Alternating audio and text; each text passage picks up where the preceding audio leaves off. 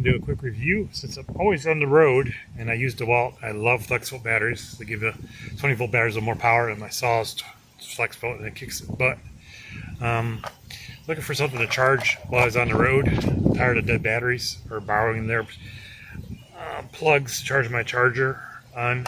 This one was about 20 bucks. It weighs 6.1 ounces. Yes, about the weight of a postage stamp envelope can be. It does charge. I left it alone for 3 hours to charge the battery. It's just a generic one I was playing with. The Whaley ones are way better, but we were just playing with it. And it charged it. I had it shorted out. It goes right onto the 20 volts. It goes pretty much all the way. But unfortunately, let me disconnect it. Won't go on to 60 volts all the way. So it's not set up for the 60 volts, so it won't charge it. DeWalt has one. I will list it out there. Uses a USB cord, and it's smaller than that and goes right on top of the battery. We'll charge 6 FLEXVOLTs too. FLEXVOLTs kick a lot more butt. They give you 20 volts more torque, and obviously you got a bigger battery. And if you use a FLEXVOLT like saw, it kicks some mass. It reciprocates all you way more.